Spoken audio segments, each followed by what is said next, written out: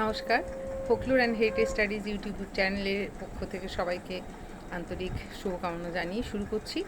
আজকে আমাদের এই ভিডিওর মূল উপপাদ্য হচ্ছে সমাজ বা সোসাইটি।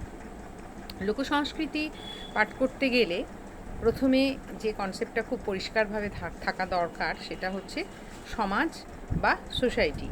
অর্থাৎ আমাদের যে সমাজের মধ্যে আমরা বাস করি, যদিও সমাজ বৃহত্তর অর্থে যেমন ব্যবহৃত হয় সেরকম ছোট অর্থেও ব্যবহৃত হয়। অনেক ক্ষেত্রে দেখা যাচ্ছে ছোট্ট ছোট্ট কিছু মানুষের যে সংঘবদ্ধ যে টুগেদারনেস, সেটাকে সমাজ বলা হয়। যেমন ব্রাহ্ম সমাজ, শিক্ষক সমাজ। এভাবে আমরা বিশেষ পেশাগত কিংবা ধর্মগত কিংবা অন্য কোনো একটা বৈশিষ্ট্যের নিরিখে ছোট ছোট দলকে, গোষ্ঠীকে সমাজ বলি। তবে বৃহত্তর অর্থে সমাজ বলতে একটা অনেক বড় গোষ্ঠীকে বোঝায়, যাদের মধ্যে একটা নেটওয়ার্ক থাকে, একটা অন্তর্জাল থাকে, যাদের পারস্পরিক একটা সম্পর্ক থাকে। এবং আমরা দেখেছি যে বিভিন্ন বিশেষজ্ঞ সমাজকে ভিন্ন ভিন্ন সংজ্ঞায় সংজ্ঞায়িত করেছেন এবং তারা সমাজ বলতে আলাদা আলাদা কিছু কনসেপ্টকে বুঝিয়েছেন, যার মূল ব্যাপারটা কিন্তু একই। যেমন ম্যাকাইভার বলছেন, সমাজ হলো পারস্পরিক সামাজিক সম্বন্ধের জাল। Society is a web of social relationship. পারস্পরিক সম্পর্কের একটা জাল। সেখানে শুধুমাত্র পারিবারিক সম্পর্ক নয়, বাবা মা ভাই বোন এদের সঙ্গে যে সম্পর্ক, কাকা কাকিমা মাসি পিসি এদের সঙ্গে সম্পর্ক, সেটা হচ্ছে পারিবারিক সম্পর্ক, সেটা পারিবারিক গোষ্ঠী। কিন্তু তার বাইরে গিয়ে একটা সম্পর্ক, যেমন যে রিক্সাওয়ালা আমাকে নিয়ে যায় প্রতিনিয়ত, যে অটোতে আমি চড়ি, যে সবজিওয়ালার কাছ থেকে আমি সবজি কিনি, যে ইউনিভার্সিটিতে আমি পড়াই, সেখানে আমার যারা সহকর্মী, সেখানে যারা আমার অশিক্ষক কর্মচারী, এরকমভাবে। কিংবা হয়তো আমার কোনো শখ আছে, আমি হয়তো গানের কোনো দলের সঙ্গে যুক্ত, কোনো নাচের কোনো স্কুলে আমি যাই। এইভাবে সেই সব মানুষগুলোর সঙ্গে আমার যে সম্পর্ক, এই সব কিছু মিলিয়েই কিন্তু বৃহত্তর অর্থে সমাজ, অর্থাৎ পারস্পরিক সামাজিক সম্বন্ধের একটা জাল। রামনেও মাইয়া, ইনি আরেকজন অ্যান্থ্রোপোলজিস্ট, তিনি বলছেন সমাজ হলো সংগঠিত বা অসংগঠিত, প্রত্যক্ষ বা পরোক্ষ, সচেতন বা অচেতন, সহযোগিতামূলক বা অসহযোগিতামূলক সম্পর্ক নির্দেশ করে। অর্থাৎ কিনা একই সঙ্গে সমাজে অনেকগুলো কনফ্লিক্ট বা দ্বন্দ্ব থাকে, সেখানে হতে পারে সেই সমাজটা হতে পারে খুব সংগঠিত, আবার তার মধ্যে অসংগঠিত একটা ব্যাপার স্যাপার থাকবে। সেখানে পরোক্ষ কিছু সম্পর্ক থাকবে, আবার প্রত্যক্ষ কিছু সম্পর্ক থাকবে। সেখানে সচেতন কিছু ভাবনা থাকবে, আবার অচেতন কিছু ভাবনাও থাকতে পারে। তারা পরস্পরকে সহযোগিতা করতে পারেন, কিন্তু নাও করতে পারেন। এই সামগ্রিক যে গোষ্ঠী, সেটাকেই তিনি বলছেন সমাজ। গিলক্রাইস্ট বলছেন সমাজ হলো নিবিড় সম্পর্কে বসবাসকারী এক অবস্থা। তিনি আবার এই যে একটা পুরো সমাজ, সেখানকার মানুষগুলোর মধ্যে যে সম্পর্ক, তাকে নিবিড় সম্পর্ক বলতে চাইছেন, যে এরা এই সম্পর্কটা আছে বলেই সমাজটা কিন্তু তার এক্সিস্টেন্স রাখতে পেরেছে। অর্থাৎ এই সমাজের যে প্রত্যেকটা মানুষ, এই যে আমি বললাম যেখান থেকে সবজি কিনছি, যেখান থেকে মাছ কিনছি, যেখানে যে সহকর্মীর সঙ্গে আমি কাজ করছি, আমার পরিবারের যে সদস্যগুলোর জন্য আমি প্রতিনিয়ত ভাবছি, এরা সবাই হচ্ছে এই নেটওয়ার্কের একটা অংশ। সমাজ নামক এই নেটওয়ার্কের একটা ছোট ছোট ইউনিট। গিলসবার্গ বলছেন নির্দিষ্ট ভূখণ্ডে একত্রে পরস্পরের সঙ্গে সম্পর্কযুক্ত একটা অবস্থা, একসঙ্গে বসবাসকারী, নির্দিষ্ট একটা ভূখণ্ডে পরস্পরের সঙ্গে যে সম্পর্ক, সেইটার যে অবস্থা, যা অন্য কোনো অবস্থার থেকে পৃথক। অর্থাৎ তিনি বলছেন, যেমন বাঙালিরা কোথায় থাকে, বঙ্গদেশে থাকে কিংবা বাংলাদেশে থাকে, একটা নির্দিষ্ট ভূখণ্ডের মধ্যেই তারা বাস করছে। গুজরাটিরা কোথায় থাকে, গুজরাটে থাকে, গুজরাট নামক একটা পলিটিক্যাল বাউন্ডারির মধ্যে তারা বসবাস করে এবং এই নির্দিষ্ট ভূখণ্ডে থেকে তারা তাদের পরস্পরের সঙ্গে নানা কারণে সংযুক্ত। বাঙালিরা কেন সংযুক্ত? তাদের খাদ্যাভ্যাস একই রকম, তারা মাছে ভাতে বাঙালি, তাদের পোশাক আশাক একরকম, তাদের কথা বা ভাষা একই রকম, একই বুলিতে তারা কথা বলে, বাংলা ভাষায় তারা কথা বলে। তাদের চিন্তা চেতনা, তাদের কালচার সারা পৃথিবীতে বন্দিত। তো তাদের একটা নির্দিষ্ট বৈশিষ্ট্য আছে, তাদের ভাবনাগত একটা অভিনবত্ব আছে, সেই জন্যই বাঙালি একটা সমাজ। তো এইভাবেই বিভিন্ন ভূখণ্ডে পাঞ্জাবিরা পাঞ্জাবে বাস করে, অসমিয়ারা অসমে বাস করে, ওড়িয়ারা উড়িষ্যায় বাস করে। তারা নির্দিষ্ট একটা ভূখণ্ডে বাস করে এবং পরস্পরের সঙ্গে তারা সম্পর্কযুক্ত, তাদের কালচার বা সংস্কৃতিও অনেকাংশে একই রকম। তো এভাবেই বিভিন্ন বিশেষজ্ঞ বিভিন্ন সময় সমাজ বা সোসাইটিকে আলাদা আলাদা সংজ্ঞায়, অভিধায় তাদেরকে প্রকাশ করেছেন। এবং সামগ্রিকভাবে এটাই, এই যে ইন্টার রিলেশনশিপ বা মিথস্ক্রিয়া, এটাকেই কিন্তু সবাই বিশেষভাবে উল্লেখিত করেছেন, যে সকলের সাথে মিলেমিশে বাস করা কিংবা দ্বন্দ্বের মধ্যেও বাস করা, অথচ একত্রে তারা অবস্থান করে, তবেই একটা সমাজ গড়ে ওঠে। অর্থাৎ সমাজ মানে হচ্ছে হয় মিলেমিশে অথবা দ্বন্দ্বান্দিক সম্পর্কের মধ্যে, পরস্পরের মধ্যে একটা সম্পর্কের জাল তৈরি করে মানব সমাজ থাকে। এ তো গেল তার সংজ্ঞার দিকটা।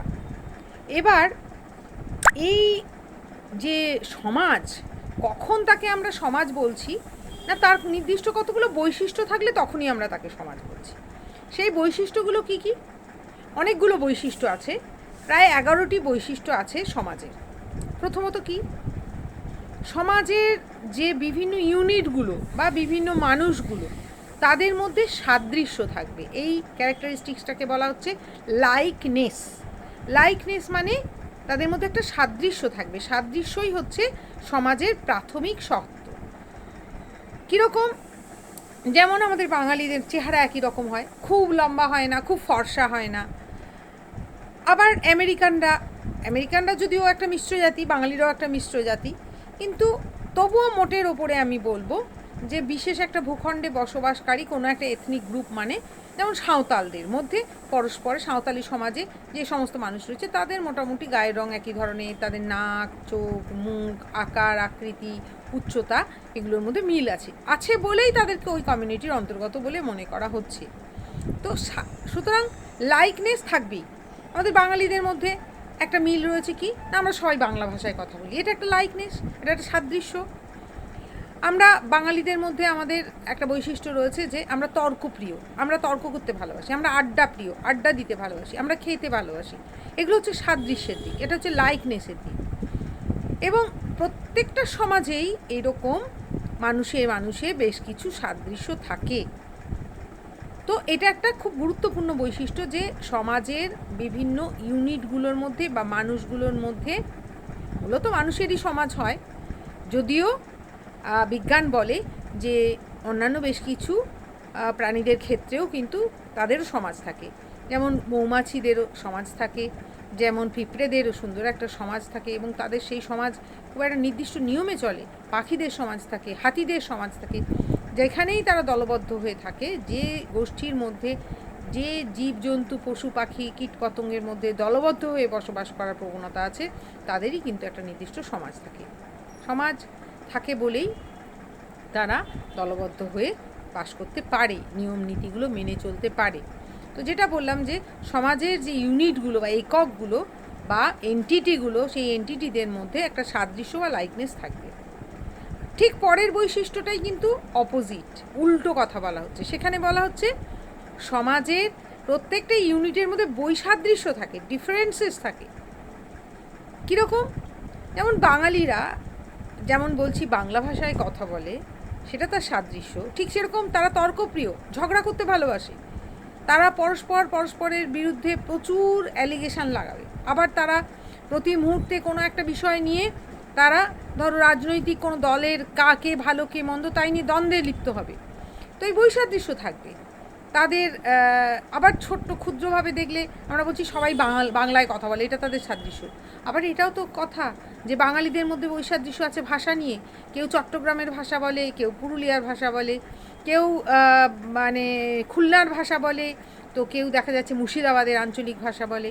এবং বিভিন্ন যে আঞ্চলিক যে ভাষাগুলো, তাদের মধ্যে অনেক সময় অনেক পার্থক্য হয়ে যায়। মানে চট্টগ্রামের বাংলা ভাষা আমরা বুঝতেই পারি না। তো এরকম সেটাও কিন্তু বাংলা ভাষা। তো তো ভাষাগত সাদৃশ্য যেমন আছে, আবার বৈসাদৃশ্য আছে। আকারগত সাদৃশ্য, আর সব বাঙালি কি একই রকম গায়ের রঙ? কেউ ফর্সা আছে, কেউ কালো আছে, কেউ মোটা আছে, কেউ রোগা আছে, কেউ বেটে আছে, কেউ লম্বা আছে, তার মধ্যেই কিছু বৈসাদৃশ্য থেকে যাচ্ছে। তো একেই ডিফারেন্সেস বলে। সুতরাং সমাজের যে এন্টিটিগুলো বা এককগুলো, তাদের মধ্যে যেমন সাদৃশ্য থাকে সেরকম বৈসাদৃশ্যও থাকে, এবং এই বৈসাদৃশ্য আছে বলেই তাদের কাজ কর্ম, তাদের চিন্তাধারা, তাদের ক্রিয়া প্রতিক্রিয়া সব কিছুই কিন্তু অনেক সময়ই দেখা যায় কনফ্লিক্টিং, দ্বান্দ্বিক। তারা নিজেদের মধ্যে যখন তখন দ্বন্দ্বে জড়িয়ে পড়ে। তাহলে আমরা দেখতে পাচ্ছি সমাজের একটা বৈশিষ্ট্য সাদৃশ্য বা লাইকনেস, আরেকটা বৈশিষ্ট্য বৈসাদৃশ্য বা ডিফারেন্সেস। তৃতীয় আরেকটা বৈশিষ্ট্য হচ্ছে পরস্পর নির্ভরশীলতা বা ইন্টারডিপেন্ডেন্স। এটা খুব গুরুত্বপূর্ণ একটা কথা সমাজে। ইন্টারডিপেন্ডেন্স মানে পরস্পরের প্রতি নির্ভরশীলতা। কীরকম? আপাতভাবে আমরা অনেক সময় ভাবি যে আমি খুব ইন্ডিপেন্ডেন্স, আমি খুব আমি একেবারেই পরনির্ভরশীল নই। কিন্তু একটু খতিয়ে যদি দেখি, আজকে আমি যদি বিশ্ববিদ্যালয়ে যাব ভাবছি, আর আমার ড্রাইভার এলো না, তাহলে আমি বাড়ি থেকে বিধাননগর স্টেশন পর্যন্ত যাব কীভাবে সেটা নিয়ে চিন্তায় পড়ে যাব। তখন আমাকে আরেকজনের উপর নির্ভরশীল হতে হবে। সেটাকে হয় অটোর ড্রাইভার অথবা বাসের ড্রাইভার। বাসে করে বা অটোতে করে আমাকে বিধাননগরে যেতে হবে। বিধাননগর থেকে আমাকে প্রত্যেক দিনই খুব পরম নিশ্চিন্তে ঘোষপাড়া স্টেশনে পৌঁছে দিচ্ছে কে না? ট্রেনের ড্রাইভার, ট্রেনের যিনি পাইলট। যদি কোনো কারণে ট্রেন অবরোধ হয়, ট্রেন বন্ধ থাকে, আমি বিশাল চিন্তায় পড়ে যাই। তাহলে আমি ওই ট্রেনের ড্রাইভারের ওপর, ট্রেনের ওপর, ট্রেন নেটওয়ার্কের ওপর, রেলওয়ের ওপর নির্ভরশীল।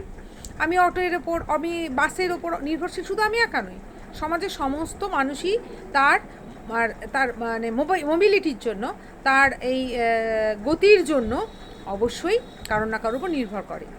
আজকে যদি বাজারের সমস্ত দোকান বন্ধ হয়ে যায়, আমার বাড়িতে যদি মাছ না থাকে, আমার বাড়িতে ডাল না থাকে, আমার বাড়িতে চাল না থাকে, আমি কার উপরে নির্ভরশীল হব? আমি তো না খেতে পেয়ে উপোস করে বসে থাকবো। তার কারণ আমাকে যে চালের দোকান চাল জোগাচ্ছে, যে মাছের দোকান মাছ জোগাচ্ছে, যে সবজি দোকান সবজি জোগাচ্ছে, আমি তাদের উপর নির্ভরশীল। ঠিক সেরকম তারাও আমাদের উপর নির্ভরশীল। আমরা যদি যখন করোনার সময় কেউ বাজার যাচ্ছিলাম না, তখন এই মানুষগুলো প্রায় না খেতে পেয়ে মরতে বসেছিল। একটা বিশাল অংশ, সমাজের একটা খুব বড় অংশ, যাদের কাছে জমানো পুঁজি নেই, তাদের অবস্থা খুব খারাপ হয়ে পড়েছিল। এইটাই হচ্ছে করোনার সময় সব থেকে বোঝা গিয়েছিল যে আমরা কতটা পরস্পরের উপরে নির্ভরশীল, ইন্টারডিপেন্ডেন্স। আমরা একে অপরের উপর নির্ভরশীল বলেই আমরা আমাদের এই সমাজ এত সুন্দর, এত চলমান। তো সুতরাং পরস্পর নির্ভরশীলতা সমাজের খুব গুরুত্বপূর্ণ একটি বৈশিষ্ট্য। এই বৈশিষ্ট্যটি খুব কাছাকাছি আরেকটা বৈশিষ্ট্য আছে, যদিও পুরোপুরি সেটা এক নয়। সেটা হচ্ছে সহযোগিতা বা কোঅপারেশন। পরস্পরকে ঠিক যেমন বললাম যে পরস্পরের প্রতি নির্ভরশীল, এবং নির্ভরশীল ব্যাপারটা তখনই সাকসেসফুলি ডান হয় যখন সেটা কোঅপারেশন থাকে। হয়তো অটোওয়ালারা আমাদের উপর খেপে গিয়ে অটো বন্ধ করে দিয়েছে, আমি জানতে পারছি অবরোধ হয়েছে, ট্রেন অবরোধ হয়েছে, তখন কি হবে আমার?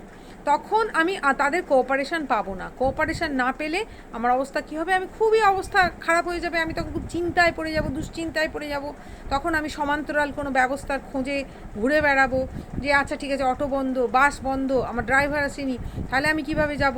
আমি অন্য কোনোভাবে আমি দেখছি যে অন্য কোনো ভেহিকেল পাওয়া যায় কি না, অন্য কারোর বাড়ি থেকে কেউ হয়তো নিজে চালিয়ে যাচ্ছে, তাকে ফোন করলাম, কোনো একজন সহকর্মী জানি যে সে নিজে ড্রাইভিং করে, তার সাহায্য চাইছি। অর্থাৎ কারোর না কারোর কোঅপারেশন আমার দরকার, আদারওয়াইজ আমি সাস্টেন করতে পারবো না। প্রতিনিয়ত আমরা পরস্পরের প্রতি নির্ভরশীল এবং পরস্পরের সহযোগিতা কামনা করি। সহযোগিতা যখন পাই তখন আমার জীবন সুখময় হয়, শান্তিপূর্ণ হয়। যখন কোঅপারেশন বা সহযোগিতা পাই না, তখন আমাদের জীবন খুবই কষ্টকর হয়ে দাঁড়ায়। তো সুতরাং সমাজের খুব গুরুত্বপূর্ণ একটা বৈশিষ্ট্য হচ্ছে সহযোগিতা বা কোঅপারেশন। ঠিক সেরকম মিউচুয়াল হেল্প এর একটা ছোট্ট কথা বলা যায় যে পারস্পরিক সহযোগিতা, যেই সহযোগিতাটা আমাদেরকে সুন্দর একটা জীবনযাপন করতে সহায়তা করে। এরপরে হচ্ছে কনফ্লিক্ট। ঠিক যেরকম সাদৃশ্য বলছিলাম, বৈসাদৃশ্য বলছিলাম, নির্ভরশীলতা বলছিলাম, সহযোগিতা বা কোঅপারেশন বলছিলাম, ঠিক সেরকম কনফ্লিক্ট মানে হচ্ছে দ্বন্দ্ব। সমাজে দ্বন্দ্ব থাকবেই। পৃথিবীতে এমন কোনো সমাজ নেই, আদর্শ সমাজে দ্বন্দ্ব থাকে না। কিন্তু পৃথিবীতে এমন কোনো সমাজ নেই যেখানে দ্বন্দ্ব নেই। বিভিন্ন বিষয় নিয়ে তাদের মধ্যে দ্বন্দ্ব হয়।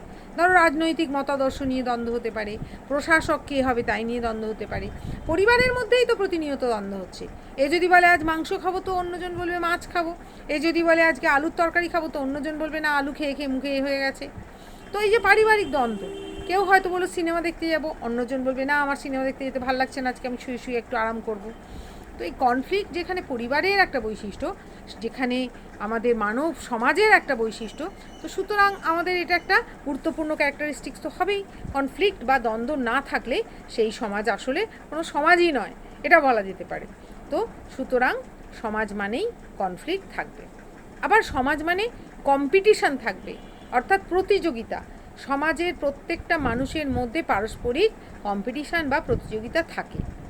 কাজের ক্ষেত্রে প্রতিযোগিতা, গান গাইতে গিয়ে প্রতিযোগিতা, কোনো নিজের কেরিয়ার তৈরি করতে প্রতিযোগিতা, পরিবারের মধ্যে কে বেশি গুরুত্ব পাবে তাই নিয়ে প্রতিযোগিতা, সমাজে বা কর্মস্থলে কে বেশি মানে গুরুত্ব পাবে বা কাকে বেশি, কার বেশি নাম হবে, কার বেশি যশ হবে তাই নিয়ে একটা প্রতিযোগিতা।